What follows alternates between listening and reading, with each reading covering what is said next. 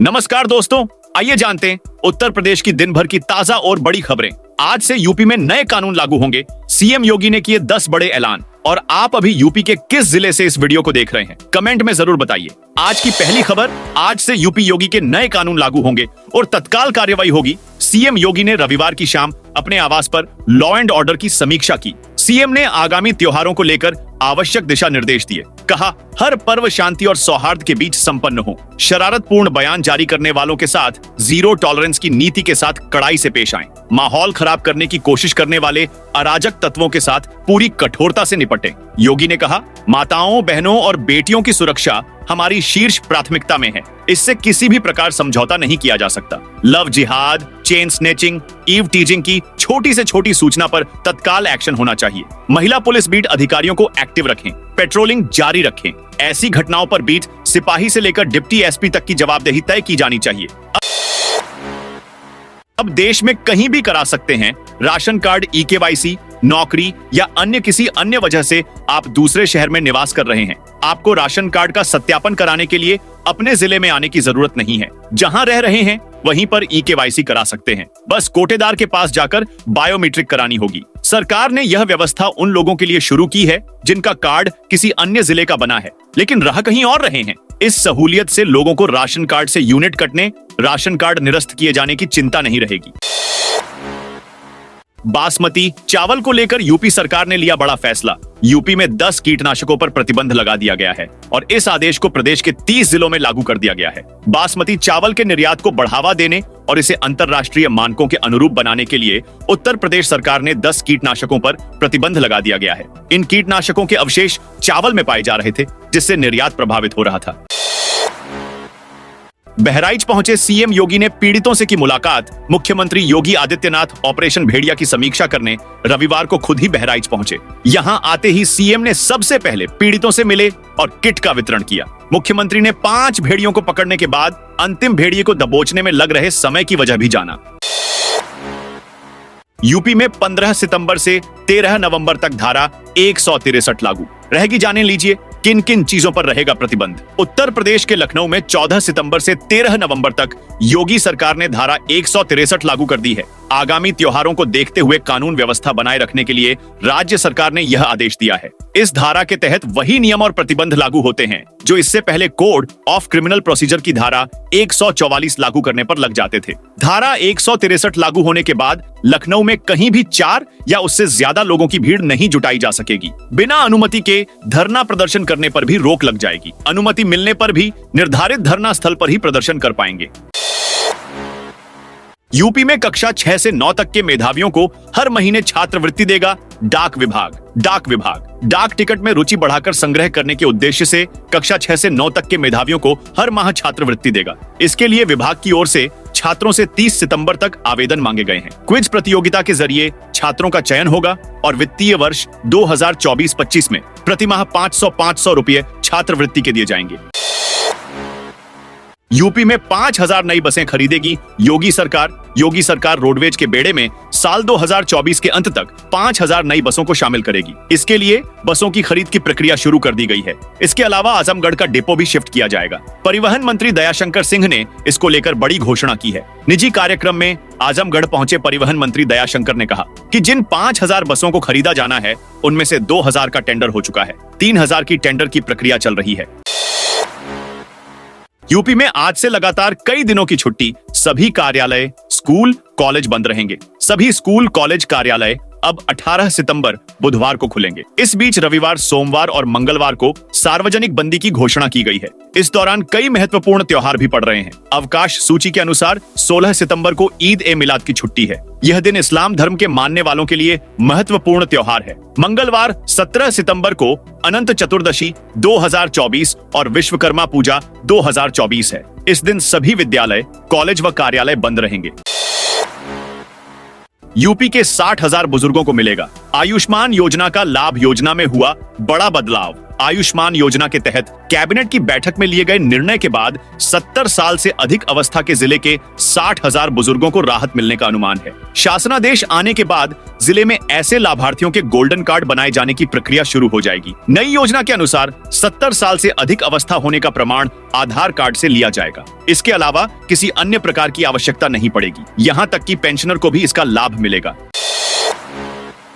UP के सरकारी अस्पतालों को योगी ने दिया बड़ा आदेश। अब जब आप यूपी के सरकारी अस्पतालों में जाएंगे तो स्टाफ आपको बेहतर सेवा और अपनत्व भरे व्यवहार के साथ मदद करता दिखेगा। योगी सरकार ने सरकारी अस्पतालों के फ्रंटलाइन स्टाफ को मरीजों और उनके तीमारदारों के साथ अच्छे व्यवहार और सम्मानजनक देखभाल के लिए प्रशिक्षित करने का निर्देश दिया है। इसका उद्देश्य अस्पतालों में आने वाले मरीजों को बेहतर अनुभव और सुविधाएं प्रदान करना है। इस प्रशिक्षण से न सिर्फ सरकारी अस्पतालों की छवि सुधरेगी, बल्कि लोगों के मन में इन संस्थानों के प्रति सकारात्मक दृष्टिकोण भी बनेगा। एसपी को हटाने की मांग पर अड़े अपना दल विधायक। सिद्धार्थनगर में एसपी प्राची सिंह को हटाने की मांग लेकर शोहरतगढ़ सीट से अपना दल विधायक विनय वर्मा पिछले 6 दिन से धरने पर बैठे हैं। विधायक का कहना है कि अब यह सरकार को तय करना है कि जनता का सम्मान रहेगा या एसपी रहेगी। उनका धरना तभी समाप्त होगा जब एसपी हटा दी जाएंगी। विधायक विनय वर्मा ने एसपी पर तमाम आरोप मढ़े। उन्होंने कहा कि थानों को बेचा जा रहा है, यह बात जनता भी जान रही है। महाकुंभ में श्रद्धालुओं के ठहरने के लिए 2 स्थानों पर बसाई जाएगी टेंट सिटी। प्रयागराज में अगले वर्ष आयोजित होने वाले महाकुंभ की मेजबानी के लिए प्रयागराज प्रशासन के साथ पर्यटन विभाग ने तैयारियां तेज कर दी हैं। श्रद्धालुओं के लिए उत्तर प्रदेश राज्य पर्यटन विकास निगम ने पीपीपी मोड़ पर अरैल व झूंसी में सिटी बसाने की योजना पर कार्य शुरू कर दिया है।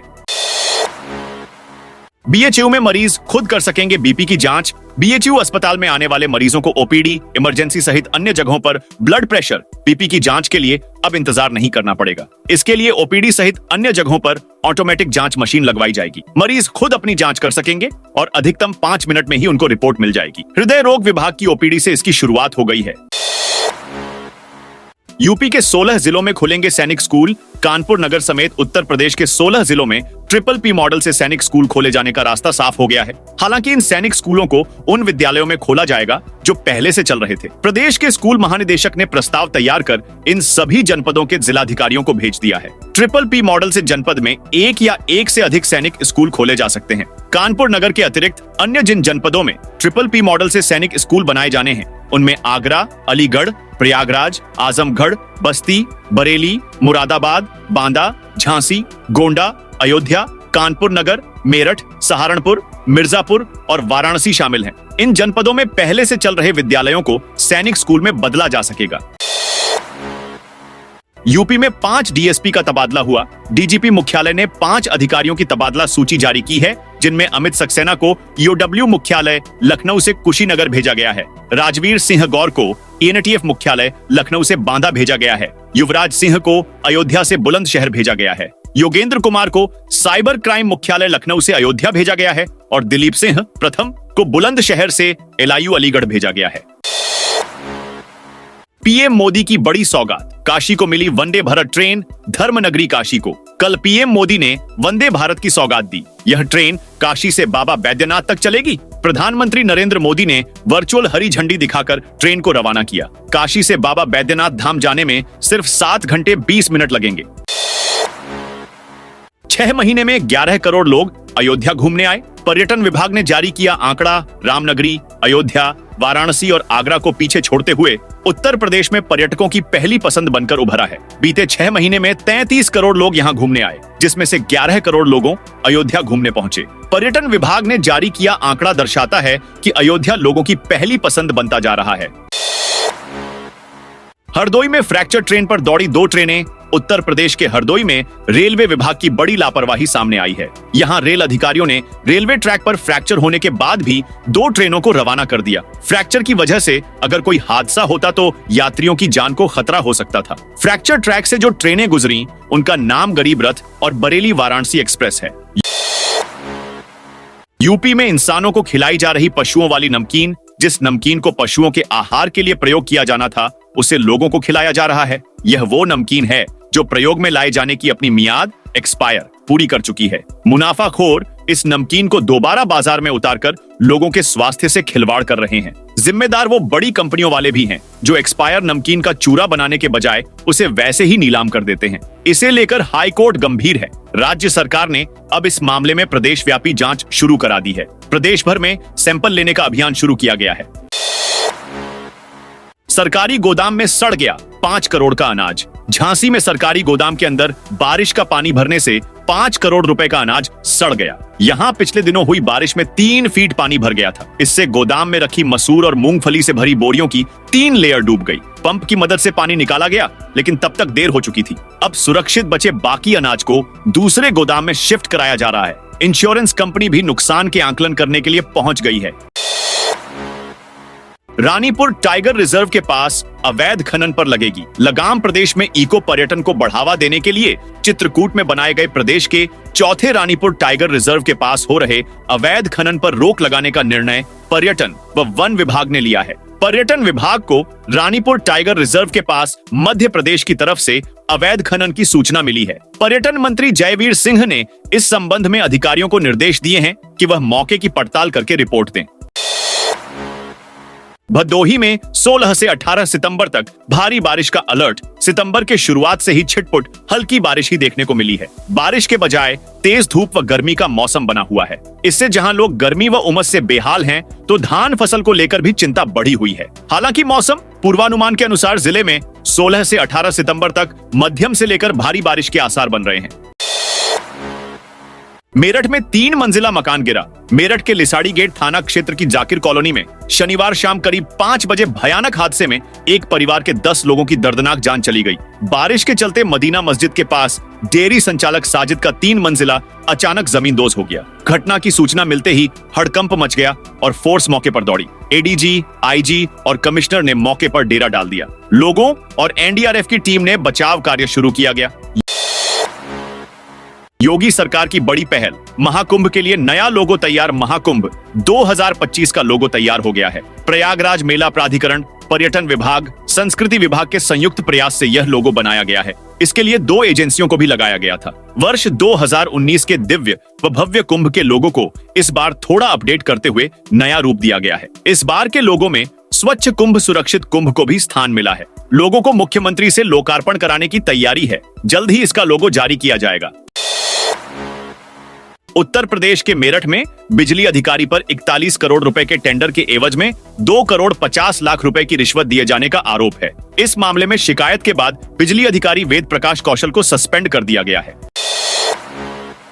ठाकुरगंज अस्पताल में फेको तकनीक से होंगे मोतियाबिंद ऑपरेशन। ठाकुरगंज टीबी संयुक्त अस्पताल में मोतियाबिंद के ऑपरेशन अब फेको विधि से हो सकेंगे। साथ ही ईएनटी यानी नाक, कान और गला रोग विभाग में नई मशीन लगेगी। साथ ही दूसरे विभागों और परिसर में डॉक्टर व मरीजों के लिए सुविधाएं बढ़ेंगी। इसके लिए शासन स्तर से ठाकुरगंज अस्पताल को 97 लाख रुपए का बजट दिया गया है। ठाकुरगंज टीबी संयुक्त अस्पताल के नेत्र विभाग में रोजाना 100 से 150 मरीज आंखों का इलाज कराने आते हैं। अस्पताल में एक नेत्र सर्जन है जो कि साल में करीब 500 मरीजों का मोतियाबिंद का ऑपरेशन पुरानी विधि से कर रहे हैं। अब शासन से मिले बजट के बाद इस माह के अंत तक फेको मशीन को खरीदकर मरीजों का इलाज शुरू कर दिया जाएगा।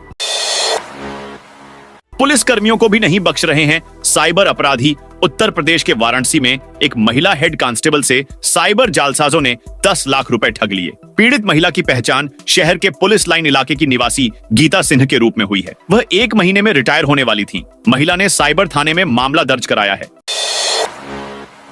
पूर्वांचल में नक्सलियों की भर्ती कर रहा था बलिया का मंतोष गिरफ्तार। राष्ट्रीय जांच एजेंसी एनआईए की जांच में सामने आया है कि बलिया निवासी नक्सली संतोष वर्मा उर्फ मंतोष की प्रतिबंधित संगठन सीपीआई माओवादी में नए युवकों को भर्ती करने में अहम भूमिका थी। एनआईए ने नक्सली गतिविधियों को बढ़ाने के मामले में आरोपी बलिया निवासी मंतोष के विरुद्ध लखनऊ स्थित विशेष कोर्ट में अनुपूरक आरोप पत्र दाखिल किया है। एनआईए ने मामले में इससे पूर्व 9 फरवरी को 4 अन्य आरोपियों के विरुद्ध आरोप पत्र दाखिल किया था। अल्पसंख्यक कोटे का फायदा लेने बन गए बौद्ध और जैन नए सिरे से हुई प्रक्रिया की शुरुआत। MBBS ऑफ BDS कोर्स की शनिवार से शुरू हुई दूसरे चरण की काउंसलिंग में सतर्कता बढ़ा दी गई है। काउंसलिंग के लिए सभी 20 नोडल सेंटर को अलर्ट कर दिया गया है कि वह एक एक प्रमाण पत्र की ढंग से जांच करें। संदेह होने पर तत्काल उसकी जांच कराई जाए। खासकर अल्पसंख्यक कोटे में दाखिला पाने के लिए लगाए जा रहे प्रमाण पत्रों की जांच की जाए। अल्पसंख्यक कल्याण विभाग की मदद से प्रमाण पत्रों का दोहरा सत्यापन किया जाएगा। नगर निगम ने करोड़ों की जमीन को कराया कब्जा मुक्त। लखनऊ नगर निगम ने करोड़ों की जमीन कब्जा मुक्त कराई है। सरोजनी नगर में अवैध कब्जेदारों के निर्माण को बुलडोजर से हटाया गया है। नगर आयुक्त इंद्रजीत सिंह के निर्देश पर नगर निगम लगातार अभियान चला रहा है। बाराबंकी में फर्जी कंपनी बनाकर लोगों से ठगे 12 करोड़। बाराबंकी जिले के मसौली थाना के गांव सुरमरंडा रहने वाले कई लोगों ने 11 सितंबर को पुलिस को प्रार्थना पत्र देकर अपने साथ धोखाधड़ी होने का आरोप लगाया था। मामले में कोतवाली नगर पुलिस ने बच्चा लाल पुत्र शिवदास और मीरा देवी पत्नी वेद प्रकाश के शिकायती पत्र पर मुकदमा दर्ज कर जांच शुरू की तो पूरे मामले की पोल खुल गई। पुलिस को दिए गए शिकायती पत्र में कहा गया कि मसौली थाना क्षेत्र अंतर्गत शाहपुर गांव की रहने वाली रेखा देवी पत्नी सुनील कुमार गौतम खुद को रिच डायमंड इंडिया लिमिटेड की एजेंट बताकर अपने साथियों के साथ मिलकर अधिक ब्याज का लालच देकर रुपये जमा कराया, जबकि पूरे रुपयों को अभिलेखों में न दिखाकर कम रुपये दिखाए गए। मामले में नगर कोतवाली पुलिस ने मैनुअल इंटेलिजेंस के आधार पर फर्जी रिच डायमंड कंपनी बनाकर धोखाधड़ी करने वाले 5 शातिरों को गिरफ्तार किया है।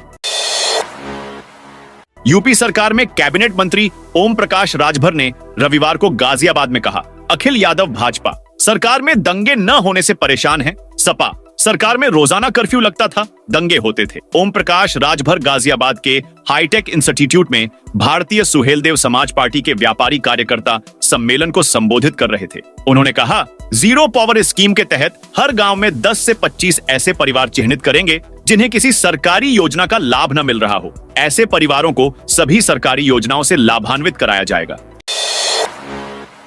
श्रावस्ती में महिला सुरक्षा और अपराध नियंत्रण के प्रति संवेदनशीलता बढ़ाने के उद्देश्य से जिले में महिला अधिकारियों के उत्कृष्ट कार्यों की सराहना की गई। एसपी ने कहा कि जिले के 4,464 गांवों में 48 महिला बीट बनाई गई हैं। इनमें से प्रत्येक तहसील के थानों में एक ग्रामीण और एक शहरी स्पेशल महिला बीट का गठन किया गया है। इन बीटों में प्रत्येक पर 2 महिला आरक्षियों की नियुक्ति की जाएगी।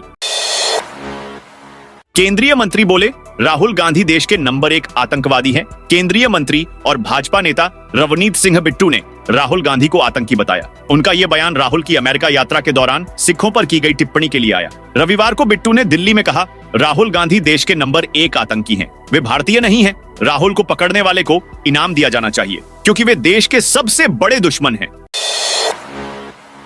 यूपी में दांव आजमाएगी। चिराग पासवान की पार्टी 100 सीटों पर चुनाव लड़ेगी। लोजपा लोक जनशक्ति पार्टी उत्तर प्रदेश में 2027 के विधानसभा चुनाव में 100 सीटों पर चुनाव लड़ेगी। पार्टी के प्रदेश अध्यक्ष राजीव पासवान ने रविवार को नवाब यूसुफ रोड स्थित एक भवन में पत्रकार वार्ता में यह बात कही। पार्टी ने प्रदेश में विधानसभा चुनाव की तैयारी शुरू कर दी है। चुनाव तैयारी के सिलसिले में पार्टी की ओर से प्रयागराज और कौशाम्बी समेत प्रदेश के कई जिलों में वंचित समाज सम्मेलन का आयोजन किया जाएगा। साथियों, ये थी उत्तर प्रदेश की दिन भर की ताजा और बड़ी खबरें।